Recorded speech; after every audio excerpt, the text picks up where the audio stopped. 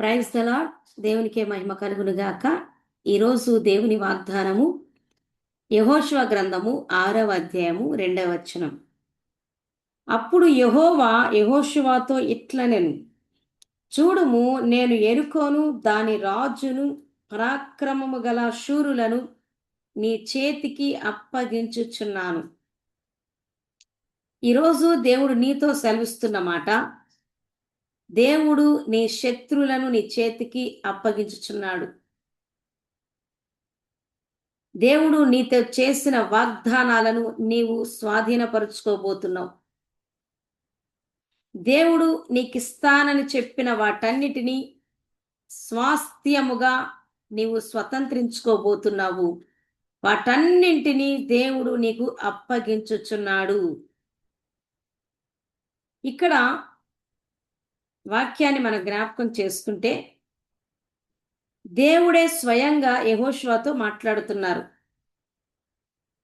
యెహోషువ యెరికోను దాని రాజును దానిలో ఉన్న పరాక్రమం కలిగిన శూరులందరినీ నీ చేతికి అప్పగించుచున్నాను అని. అయితే ఇంగ్లీష్లో మనం గమనించినట్లయితే, then the Lord said to Joshua, see I have delivered Jericho into your hands along with its king and its fighting men. And the Lord said to Joshua, see, I have given Jericho into your hand with its king and mighty men of valor. Hallelujah. దేవుడు ఇక్కడ సెలవిస్తున్న మాట యెహోషువతో ఏమిటి అని అంటే, యెహోషువ యెరికోను దాని రాజును దానిలో ఉన్న పరాక్రమం కలిగిన శూరులందరినీ నీ చేతికి అప్పగించి ఉన్నాను అని చెప్పేశారు. అయితే ఈ సందర్భం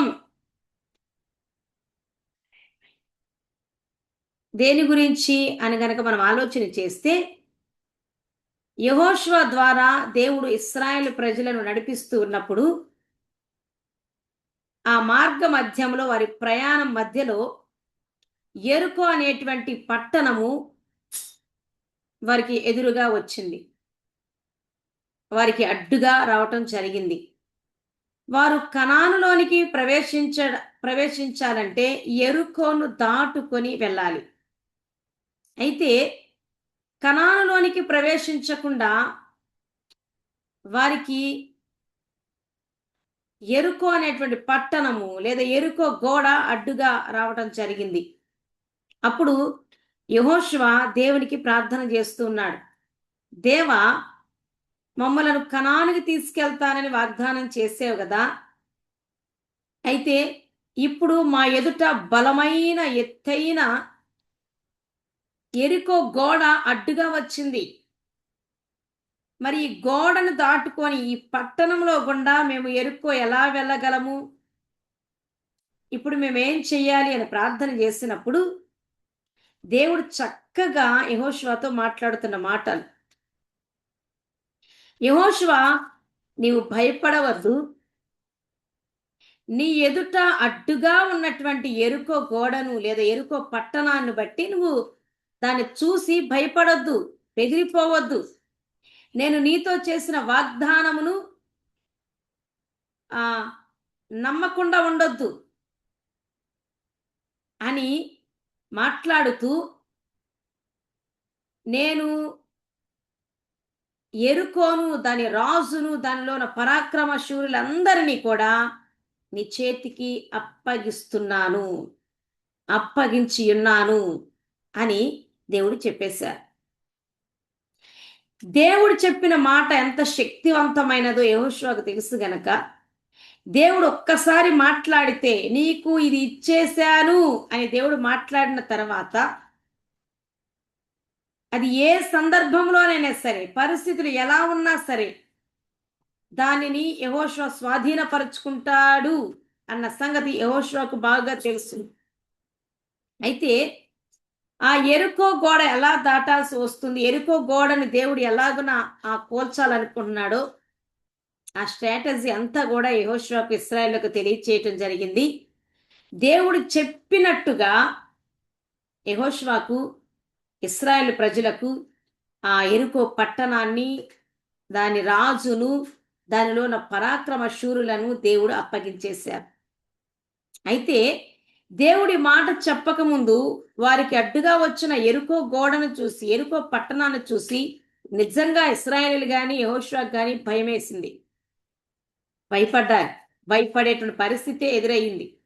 ఎందుకంటే వారికి అడ్డుగా ఉన్నటువంటి యెరికో గోడ, యెరికో పట్టణము ఎటువంటిది అననంటే చాలా బలమైనది, దృఢమైనది, ఎత్తైనది.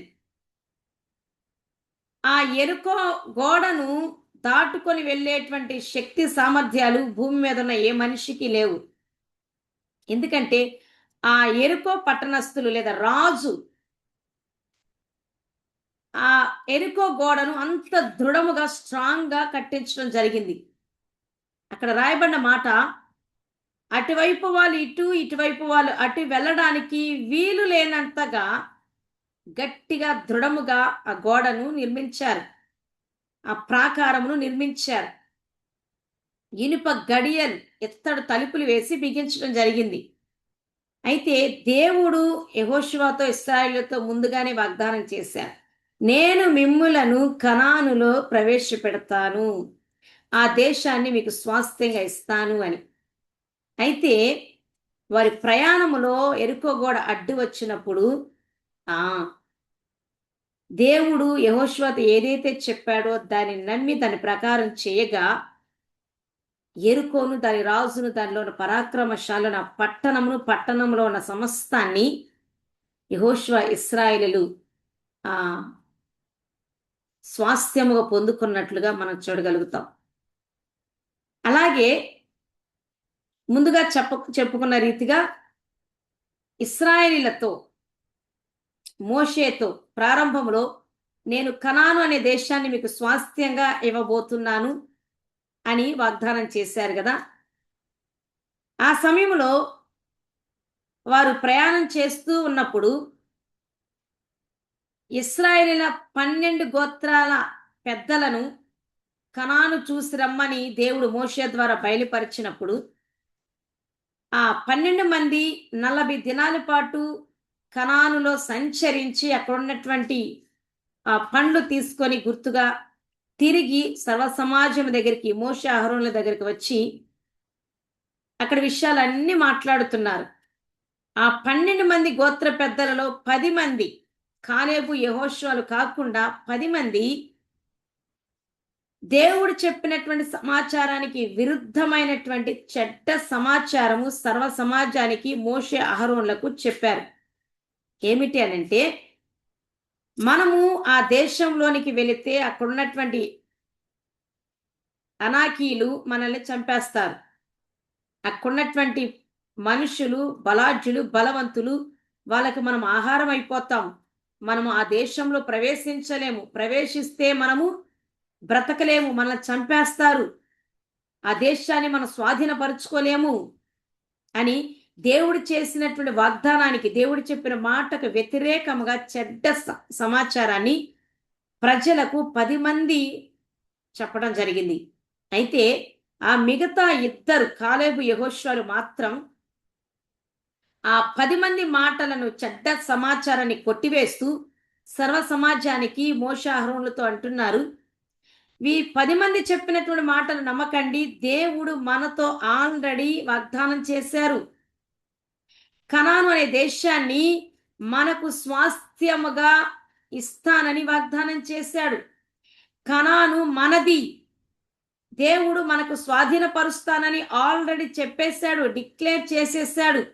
దేవుడు వాగ్దానం చేశాడు కాబట్టి, దేవుడు ఇస్తానన్నాడు, ఇచ్చేశాడు కాబట్టి మన కళ్ళ ఎదుట ఎంతటి బలవంతులు ఉన్నప్పటికీ, అక్కడ ఎటువంటి బలాఢ్యులు ఉన్నప్పటికీ వాళ్ళే మనకి ఆహారం అవుతారు. వారిని మనం జయిస్తాము.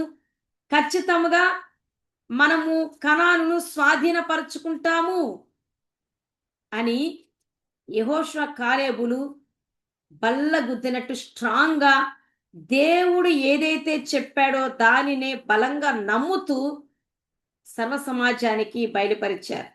దాన్ని ఆ మాటలు మనం చూస్తే మనము నిశ్చయముగా వెళ్ళుదుము, దానిని స్వాధీనపరచుకుందుము, దానిని జయించుటకు మన శక్తి చాలుననెను. ఇది కాలేబు మాట్లాడుతున్న మాట సంఖ్యాకాండము 13వ అధ్యాయంలో. అయితే ఏ 10 మంది అయితే ఆ దేశాన్ని మనం స్వాధీనపరచుకోలేము, అక్కడున్నటువంటి వాళ్ళు మనకంటే బలవంతులు, మనం చంపేస్తారని దేవుడి వాగ్దానాన్ని నమ్మకుండా అవిశ్వాసులై ఉన్నారో వాళ్ళందరూ అరణ్యంలో రాలిపోయారు. ఏ ఇద్దరైతే దేవుడు చెప్పిన దానిని నమ్మి ముందుకు కొనసాగారో ఆ ఇద్దరు కూడా కనానులో ప్రవేశించారు. దానిని స్వాస్థ్యముగా వారు వారి కుటుంబము అనుభవించినట్లుగా, స్వాధీనపరుచుకున్నట్లుగా వాక్య లేఖనాలు తెలియజేస్తున్నాయి. అట్టి రీతిగా దేవుడు నీకు ఏది ఇస్తానన్నాడు, ఏ కార్యము చేస్తానన్నాడు, దేనిని స్వాధీనపరుస్తానన్నాడు, ఏ వాగ్దానము నీతో నెరవేరుస్తానని చెప్పాడు, వాటన్నింటినీ దేవుడు నిశ్చయముగా నీకు స్వాధీనపరచబోతున్నాడు, నీకు స్వాస్థ్యంగా అనుగ్రహించబోతున్నాడు, నీ శత్రులను నీ చేతికి అప్పగించబోతున్నాడు. నీతో చెప్పిన ప్రతి వాగ్దానమును నిశ్చయముగా ఆయన నెరవేర్చబోతూ ఉన్నాడు. నీకు ఇస్తానన్న వాటిని ఆయన ఎప్పుడైతే నీకు చెప్పాడో ఆ రోజే నీకు అప్పగించేశాడు, నీకు స్వాధీనపరిచేశాడు. నీ శత్రులను కూడా నీకు అప్పగించేశాడు, వారి మీద నీకు జయాన్ని ఇచ్చేశాడు. అయితే ఈ రోజున వాస్తవికంగా దానిని నువ్వు అనుభవించబోతున్నావు. కాలేబు యెహోషువలు కలిగి ఉన్న దృఢమైన స్థిరమైన విశ్వాసమును దేవుడు చెప్పిన వాటి మీద నిలిపి ఉంచుము. ఖచ్చితముగా ఆ రోజున యెహోషువ, కాలేబు